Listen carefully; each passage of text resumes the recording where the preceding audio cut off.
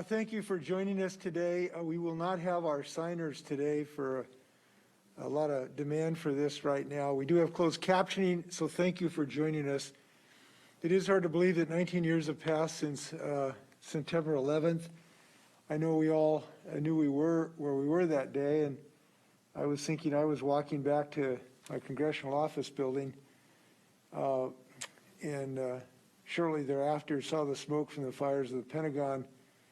And so as we honor not only the loss, but the heroes and United Flight 93 that went down in Shanksville, Pennsylvania, it's very personal for me because that flight, we think, was headed for the Capitol, and my friends and other folks in Congress were potential victims that were saved by the heroism of the Todd Beamer and the other people on that flight that showed the courage to prevent another tragedy from happening. We thank them, we honor them, we still embrace their families. I got to meet Mr. Beamer's widow and shortly after that, and I hope they know that that heroic legacy is something that we continue to honor in our state. As we honor those who are still serving in Afghanistan, we appreciate their service. I want to comment, obviously, on our fires today. This has been a cataclysmic event in the state of Washington. We have so many families that have had such profound losses.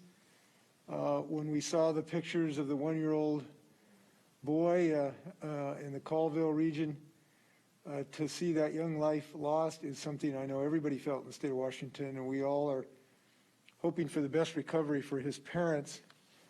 It is families who have lost their homes from many places across the state of Washington, and I think that's perhaps a little unexpected, but this is a fire threat across the state of Washington. We know it both in eastern and western Washington, and it's something we share. We'll have some other folks available today. State Patrol Chief John Batiste, General Brett Dougherty, our National Guard, Robert Azell, our Director of State's Emergency Management, and also Laura Watson, who leads our Department of Ecology. I wanted to report just a little bit of what I saw on our efforts to work with people across the state the last few days. When I went to the Sumner Bonnie Lake area and the Sumner Grade Fire in East Pierce County and met Fire Chief Bud Backer, I got a feeling of what we're up against here. Chief Backer told me that these fires are now so extraordinary because of the low humidity. He said that when humidity gets down to 20%, typically, in many cases, fire chiefs will have to pull their people off the line because these fires are unrestrained in those conditions. And it got down to 8% in that Sumner Grade Fire. This is in western Washington.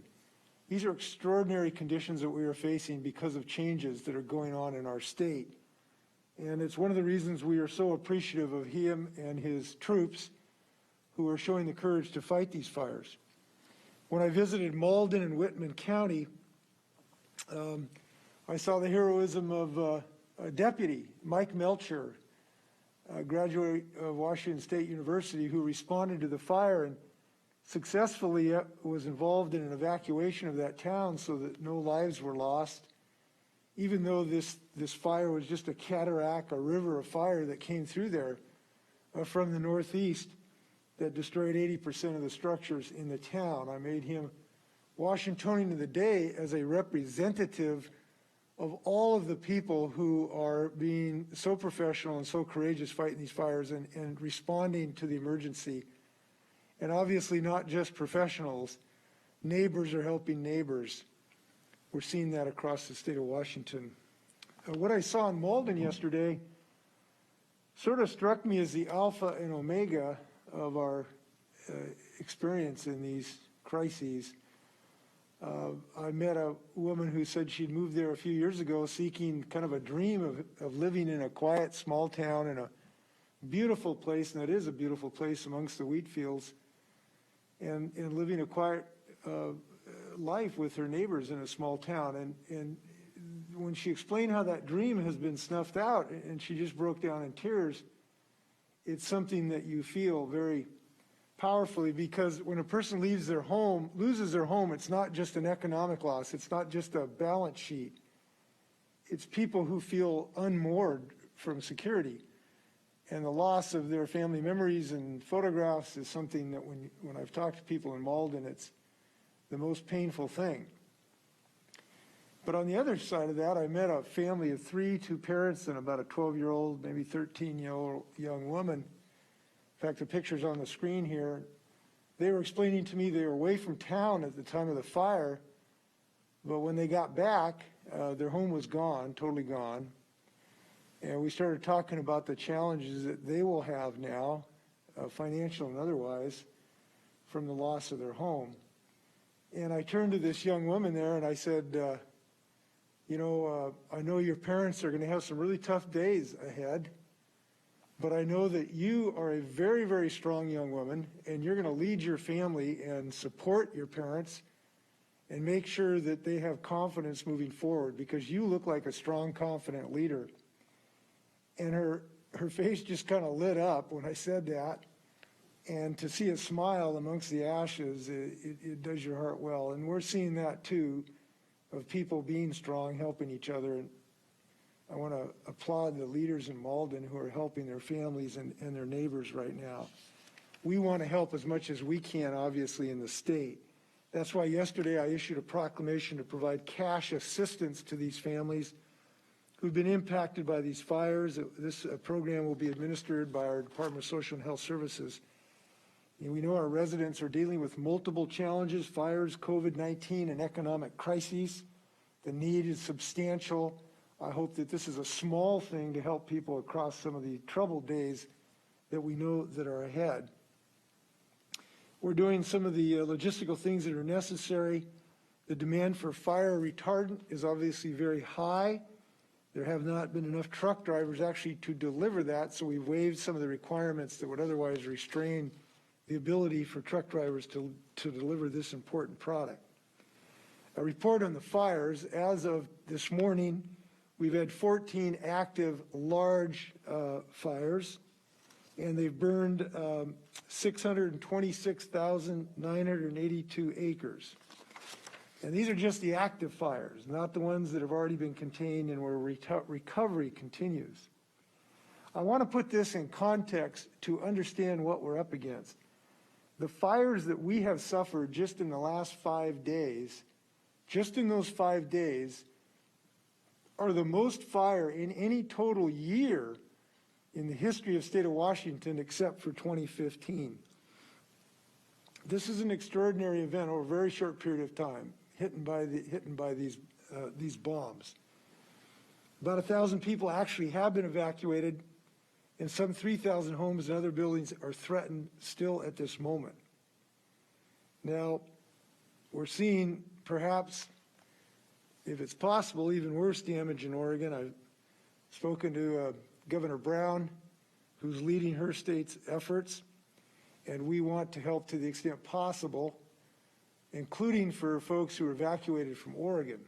We know there's been tens of thousands of people evacuated from their homes. We are now looking for options for them in Washington, including in an effort to give them kind of a central way through the Red Cross and otherwise to find housing and hotels and the like in the state of Washington. We want to be good neighbors. We've also had our National Guard in communication with the Guard in Oregon. Other than hand crews and aerial assets, if our Guard could be of assistance, that's something that we hope to make available as appropriate. So I hope all of us can find ways to be good neighbors. One of the ways we can be good neighbors is try to stay off the roads, particularly in southern Washington in the next few days, because we do expect people will be traveling because of these evacuations. Now I'd like to turn it over to Chief Batiste to talk a little bit about how we coordinate our efforts. Chief Batiste. Thank you, Governor. On behalf of the men and women of the Washington State Patrol, our hearts continue to be with those impacted by the fires throughout the state of Washington. To our friends down in Oregon and California, I've been in contact with the superintendent of the Oregon State Police Superintendent Travis Hampton, as well as the Commissioner of the Highway Patrol, Warren Stanley. We stand ready to assist in any way possible, in particular with the potential evacuees who will be headed to the state of Washington. Of the major fires that are occurring here within the state of Washington, our state fire marshal's office has resources dispatched to 10 of the major fires. We have incident command coordinators working with the fire's incident command officers on scene to ensure that they have the necessary tools and resources available to them that they may ask for. We do want to debunk some rumors that are occurring here within the state and elsewhere. There's rumors that there are coordinated efforts to start fires. We are unaware of any evidence of coordinated activities to set fires. Troopers have in fact arrested 2 individuals here in Pierce County for starting fires. We have no evidence that those 2 individuals were connected in their efforts, nor were they tied into any larger scheme to set fires to our knowledge. We are asking drivers to please use your ashtrays and don't toss lighted materials from your windows. We ask motorists to slow down, turn on your headlights in hazy conditions, and we're asking everyone to please pay attention to your surroundings. Please follow media coverage regarding the fires and follow evacuations notices immediately upon hearing of them. Thank you, Governor. Thank you. General Dougherty, could you give us a report? Sure, thank you, Governor. As you know, in addition to the Washington Guardsmen that we currently have serving in Afghanistan and the Middle East, we have 1,000 soldiers and airmen that are responding here in Washington to our COVID-19 pandemic response by providing food, building test kits, running test sites, and assisting with contact tracing. So now we have mobilized additional soldiers and airmen to help fight the wildfires that we face. Today, we mobilized 3 firefighting hand crews and put them on the road to Davenport. They'll be there shortly. They're going to be fighting the Whitney fire starting tomorrow morning and then be deployed from there wherever DNR needs them. They're joining 2 UH-60 Black Hawk helicopters and crews that have been dropping water on the fires near Sumner and Greenwater over this last week. We also have a Lakota helicopter and crew that is helping DNR to identify the hot spots and to help map the boundaries of the fires to give them good intelligence about what those fires are doing. Additionally, we are also in touch with our friends in Oregon. I reached out last night to to General Mike Stencil, my counterpart in Oregon, and assured him that we are standing ready to assist them in any way that we can, especially if they need to evacuate here into Washington. That concludes my report, Governor. Back to you. General, I want to thank your leadership to training up these crews in firefighting. That you were very farsighted in doing that. I don't think every general has done that in the States. So thanks for preparing these people that are trained and ready to go. And I'm glad you're getting them to Eastern Washington and Davenport. And we hope for every success with the Davenport guerrillas. With that, Robert Ezell, could you give us a report? You there, Robert? You there, Robert? Are you on mute, Robert?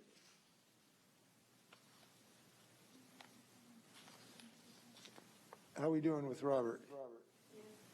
Robert, we can't hear you. I don't know that you're unmuted. So Robert is unmuted, but not quite coming through. So why don't I continue, and a little later, Robert, if you can stay with us, see if we can figure out what the hang-up is here. If I can, I wanted to answer some questions that we've had since I've been talking to people around the state about these fires, about the cause of these fires and what we can do about them, you know, other than depend on our courageous and professional firefighters. And I think the answers are kind of 3 buckets, if you will. One is that we continue to be impressed that some people have been able to save their homes by being fire-wise. And it's really interesting, as I've gone to these fires, frequently you'll see 1, 2, 3 houses burned and then one house that has survived. And sometimes it's been explained to me it's because those homes have cleared their shrubbery, cleared their area of anything that's combustible, got pine needles out of the gutter, And some of those simple things can actually save homes. So there's something that all of us could do to try to firewise our properties. It can really pay off to save a home.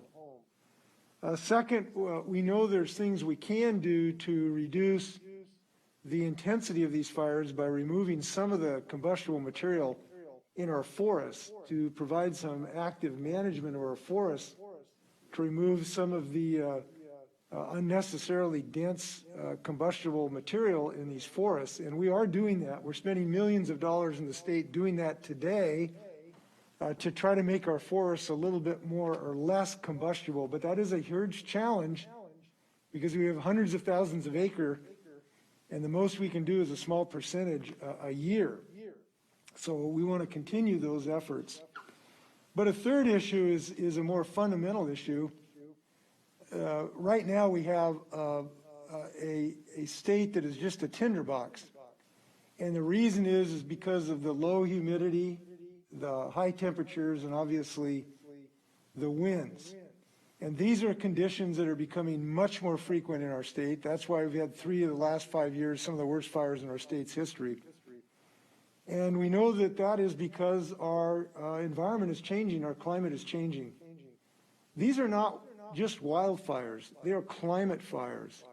And we cannot and we will not surrender our state and expose people to have their homes burned down and their lives lost because of climate fires. We need to act, and we need to put people to work building clean energy jobs to fight climate change. And we know this is not some problem that can be 10 or 20 years away. It's this Monday when these fires exploded. These are already upon us. And when I look in the eyes of people who've lost their home and see their tears, I think these people deserve a response to try to protect them and to try to remove the threats that threaten their future and those of future communities. We've had too many towns burned down already, and I look forward to our state being unified to try to fight this scourge. I'd like to address another health threat we have, and that's the smoke from fires. We know that the entire West Coast is on fire, and we don't expect air quality to improve until Monday at the earliest. Parts of the state are already experiencing hazardous conditions, and you can learn more about your area by going to wasmoke.blogspot.com. And so I hope people will consider staying home this weekend unless you really have to go out. And if you haven't been told to evacuate, this is actually kind of an important issue. And it's 2 things that for safety we need. One, if you are advised to evacuate, please follow the advice. It's your life that ultimately we care about. But if you haven't been told to evacuate, it's not necessary to do so. And we want to leave the roads free for fire trucks and people who do have to evacuate. So we hope we don't get unnecessary traffic jams. I want to turn this over now to Ecology Director Laura Watson for discussion of air quality. Laura. Yes, thank you. Thank you, Governor. As folks may be aware, we did see a large plume of smoke develop from the California and Oregon wildfires. That plume moved out over the ocean, and starting last night and into today, we're starting to see it move over the state of Washington. And as a result, as you saw in the governor's map that he showed with the colored dots, we are seeing unhealthy, very unhealthy and hazardous levels of air pollution throughout the state. The Puget Sound region woke up to unhealthy levels. We're seeing hazardous, very unhealthy levels in Southwest Washington and some parts of the coast, and we're expecting that plume of smoke will continue to travel across the state and will reach Spokane by probably tomorrow afternoon, Saturday afternoon. So as the governor said, it is a good time to stay inside, to catch up on your Netflix watch list, or read a book, or get some board games and puzzles, and stay out of the outside as much as you can, because the air quality is unhealthy throughout much of the state. Also encourage folks to access the resource that the governor mentioned, the wasmoke.blogspot.com. Provides up-to-date information about air quality in your area. including specific about small particles. One thing to keep in mind is that just because you can't see it doesn't mean that you can't breathe it. And when we're talking about wildfire smoke, what we're worried about are those small particles, what we call PM 2.5. And that resource on the website can let you know about what the 2.5 levels are in your area of the state and help you make the right decision to keep yourself safe, your family safe, and your pets safe. Thank you, Governor. Thanks, Laura. Thanks, Laura, for our health. We have Robert Rizal. Robert, are you on now? I hope. Maybe not. Okay, Robert, I'm sorry, we're gonna have to defer. We'll get you next time. Before we stand for questions, we had some good news we announced, I think yesterday, and that is we are allowing indoor fitness training facilities to reopen in Douglas, Chelan, Yakima, Benton, and Franklin counties under Phase 2 guidance. These are the latest activities that we are opening up under our modified Phase 1 counties. We've been able to do this because we've been encouraged by continued improvement in our rates of transmission.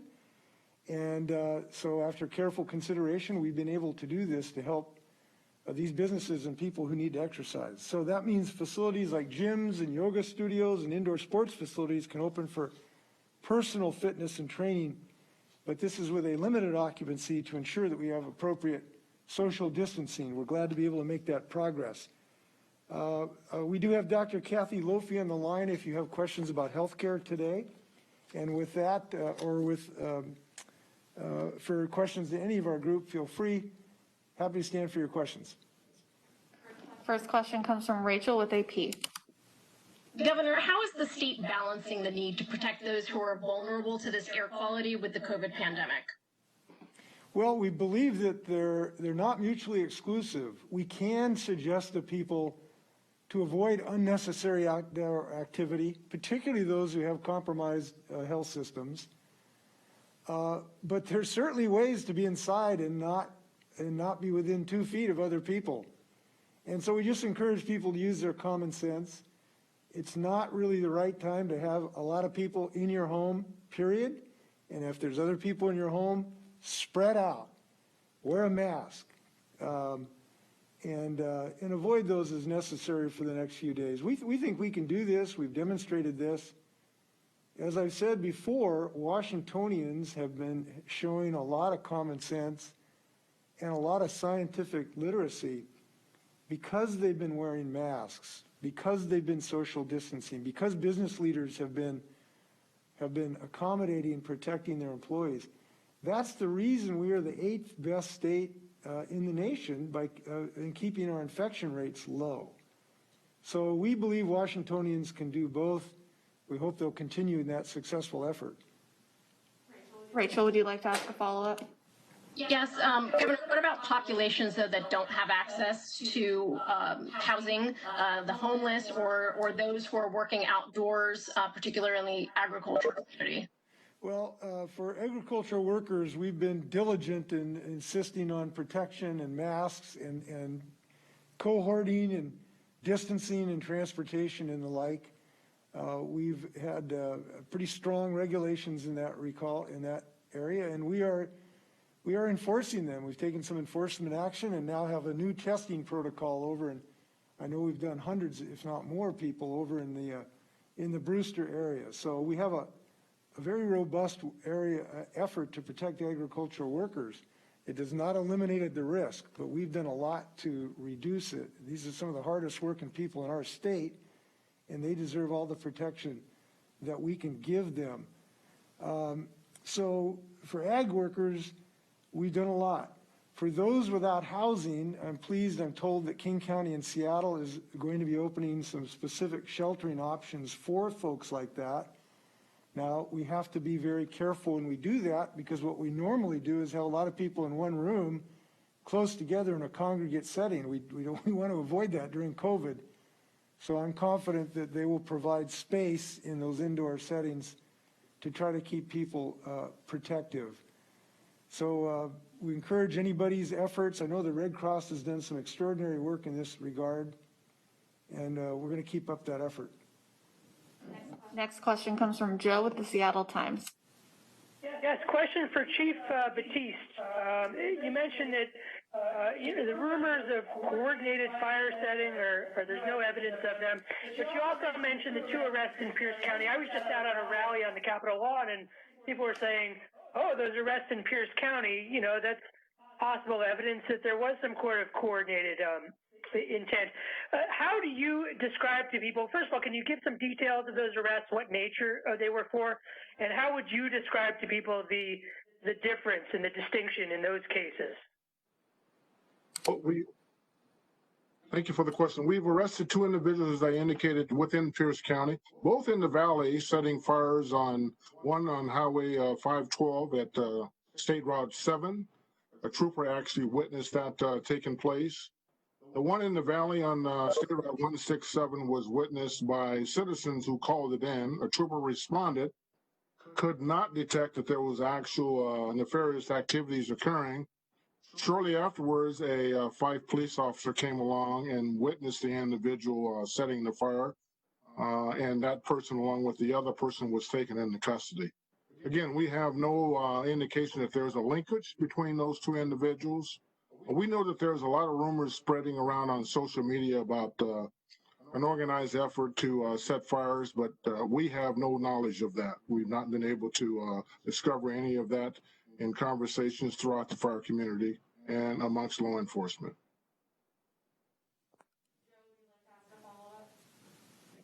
Yeah, follow-up for the governor or anyone else. Can anyone lay out how we're doing in terms of firefighting resources right now, in terms of manpower, and whether we're stretched thin or feel comfortable going into the weekend here? General, do you want to talk about that? Sure thing, Governor. Glad to. I can certainly speak to the National Guard. We are stretched a little thin on helicopters due to my overseas deployments that we have going on right now, but I have an additional 2 that we could surge if necessary, and that's quite a bit of capacity. They're both Blackhawks, and I do have an additional 7 firefighting hand crews at our disposal. When you look across the entire West Coast, the entire firefighting community is stretched a little bit thin. It typically happens this way. California catches on fire in a big way first, and then it's Oregon, and then it's finally Washington. We're all burning at the same time this year, although certainly California and Oregon have consumed a lot of assets. But in my conversations with our partners at DNR, they're feeling pretty confident that we've got the forces rallied that will see us successfully through this weekend, and I feel the same way. Next question comes from Allison with Cairo 7.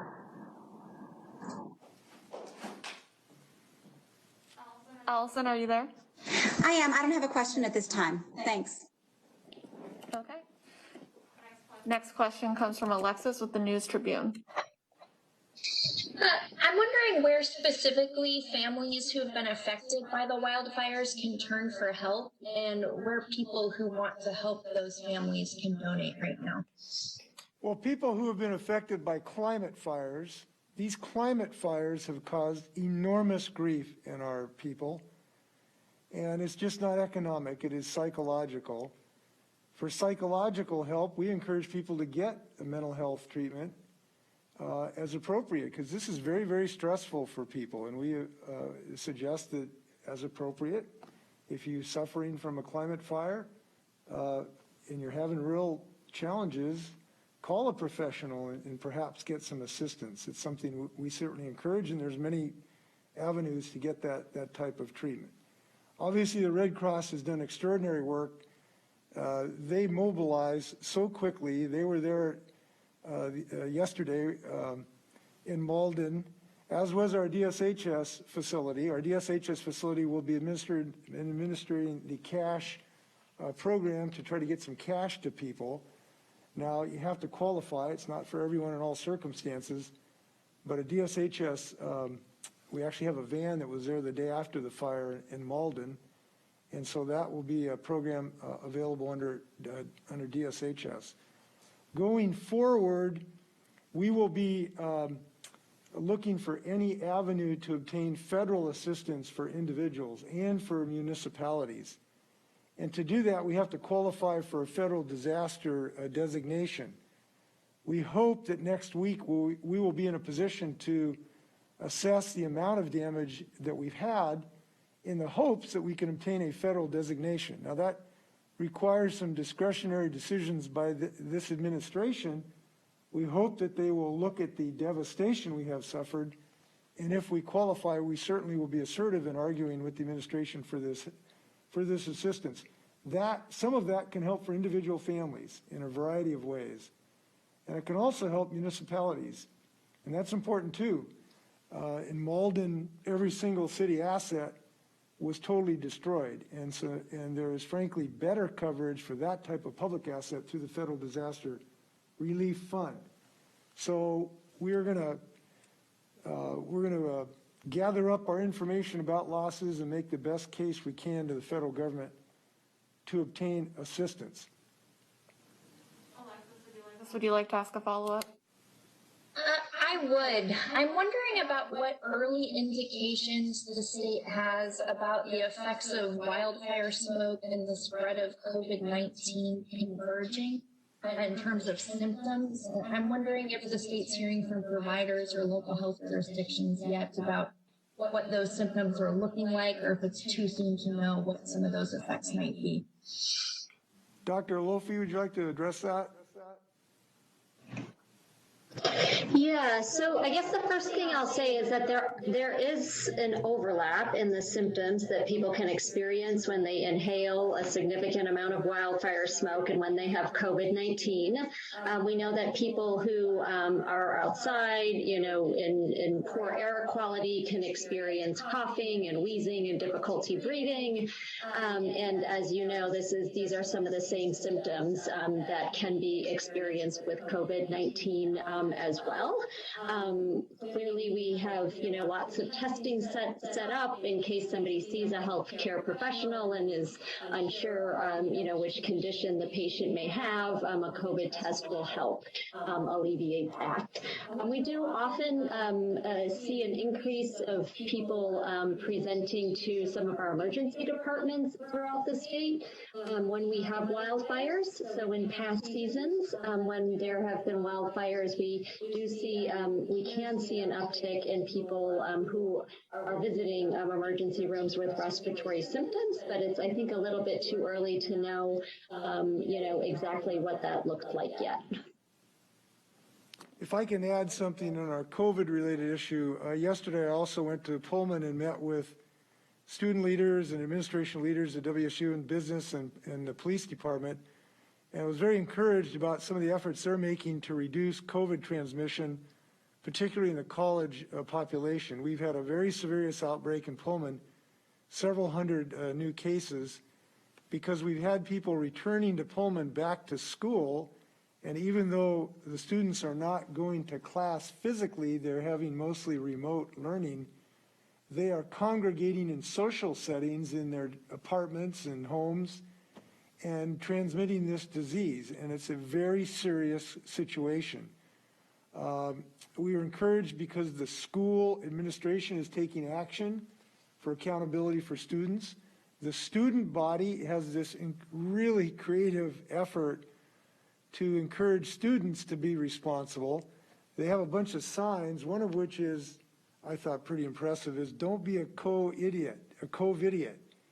And so they're using a little peer pressure to get their colleagues to avoid these social situations that are so dangerous. And lastly, the Pullman Police Department is writing infractions, $250 a pop, for people who have had these illicit get-togethers. And that's having an impact. It's getting the message across. And their city council is considering adding that sanction to people who go to such an event. So the Pullman community is pulling together to try to get on top of this pandemic. The reason I mention this is Pullman has been hit this way because they're the first college that has opened up. But this is a problem that could happen at any of our colleges. We know the University of Washington had an outbreak in some of their Greek system before. So this is just not an issue with the Washington State Cougars. And we are calling upon everyone in these college communities to be active to prevent these social activities when students come back to college in the next few weeks. This is absolutely pivotal.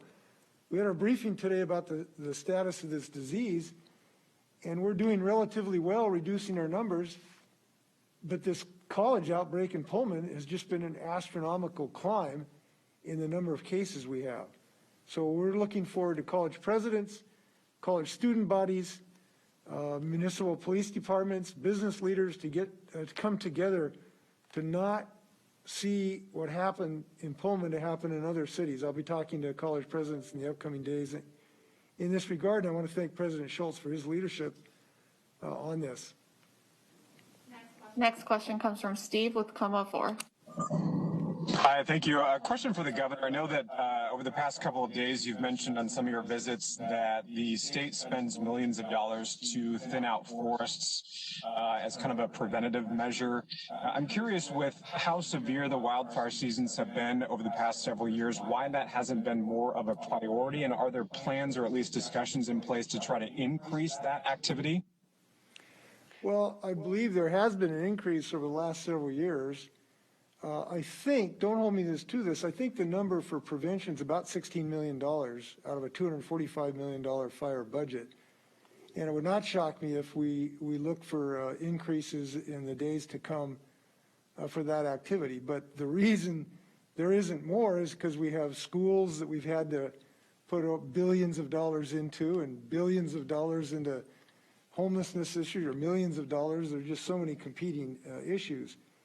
But we are united. This is not a controversial issue in our state.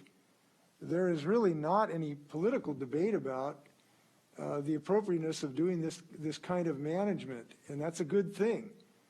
So in answer to your question, it would not surprise me if there is talk about increasing this, but I also want to realize that we have several billion-dollar hole in our budget caused by the COVID pandemic. And at the moment, we are not getting help from the U.S. Congress, which is very, very disappointing. Every state in the country, Republican and Democrat, has billion-dollar deficits that they need help on to run their schools, to run their fire suppression, to run their forest management programs. And at the moment, it does not look like Congress is acting. I hope that they will continue to pursue every option to help us out in this regard. Steve, would you like to ask a follow-up? I'm good, thank you. Okay.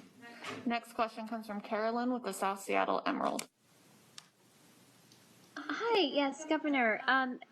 Forgive me if this sounds similar to Rachel's question, but I was curious if state is coordinating at all with cities to prepare evacuation and/or smoke shelter assistance for folks experiencing homelessness.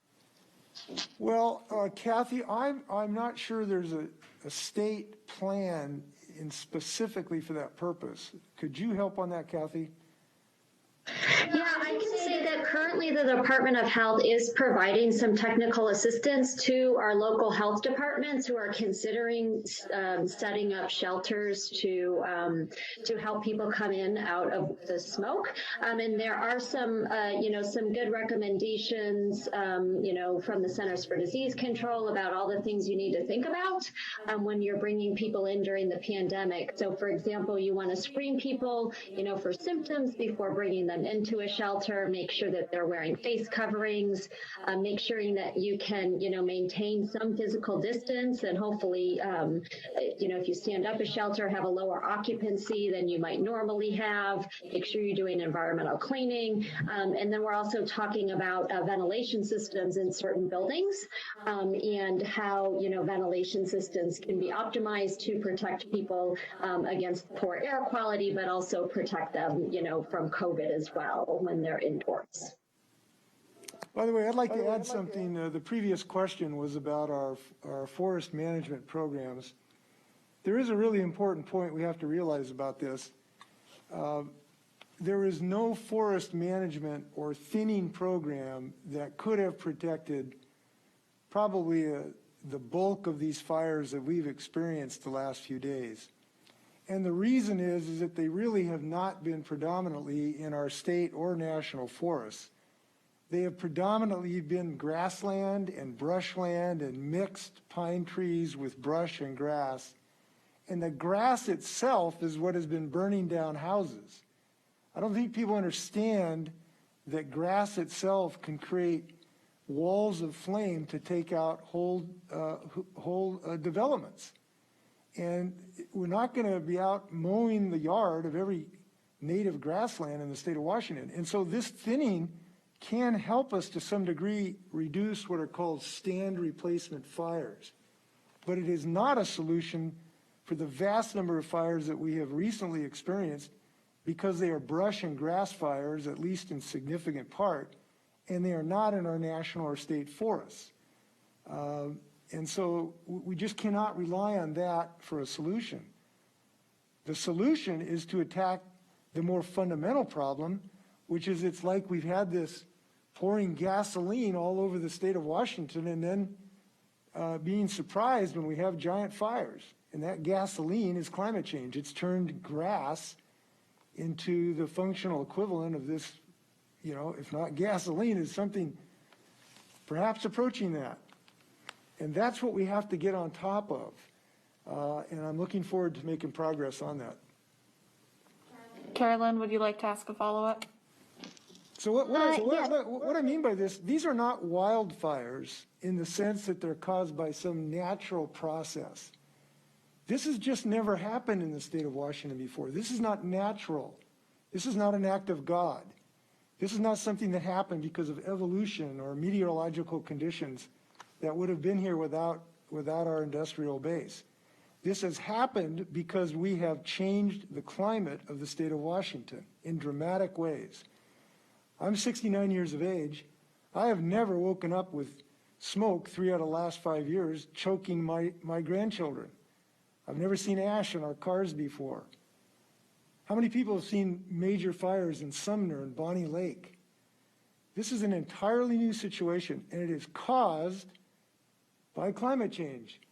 And so I'm pointing this out because I am frankly not accepting of allowing people's houses to get burned down anymore. I've been governor for 8 years. I've seen too many people who've lost their houses. I've seen too many couples standing in the ash of their homes crying about their losses. That's not acceptable in this state. And we should rise and attack these fires at their source. And I hope that we will do that. Carolyn, do you have a follow-up? Yes, I was wondering as well, are there any coordinated evacuation plans as well in place that the state is coordinating with cities or towns or with regards to folks living unsheltered? General, do you want to address that issue? Sure, I'll take a shot at that, Governor. So, you know, all these crises are starting out locally, and so the local emergency management office and the individual town, city, or county should have some plans in place, and they do. And so it's really just a matter of the locals implementing their evacuation plans. And if they need assistance with that, then they can contact the state, and we're standing by to assist further with evacuation. But it all starts locally, and that's just the way we do business here in the state. Thanks for the question. This is very challenging for our fire departments because you don't know where the fire is going to come from. It could come from the northeast or the southwest. And so it's very difficult, and I want to applaud our emergency providers. I may have mentioned this, that Mike Melcher, who is a deputy, I think I mentioned this, from Whitman County, helped evacuate everybody in this town without loss of life or serious injury. This has been tremendous work by all our emergency personnel. Time for one last question. Last question comes from Courtney with Northwest News Network. Hi, Governor. I'm wondering if you can expand on some of the ways you would like to fight some of this climate change. You'd mentioned clean jobs earlier, but what are some other things you would like to see happen? Well, this is a longer discussion, obviously, but by and large, what we need to do in our state is unite everyone to commit to not allow our neighbors' homes to burn down, to not suffer them this tremendous trauma of the loss of your home. I think it's something that can unite us. And that means to reduce the carbon pollution that causes the climate to change, that causes the grass to become so dry, that causes a wall of flame to sweep over Malden, Washington. And that means to do all of the things that make sense where we can grow jobs doing clean energy that doesn't have carbon pollution. It was interesting from just a little ways down the road from Malden towards Rosalia, you can look out and you can see on the ridge lines wind turbines that were spinning when I was there, generating perfectly clean electricity. And more importantly, they were generating jobs, really good paying jobs, building them and maintaining them, and also generating revenue for the farmers to lease their fields for these wind turbines.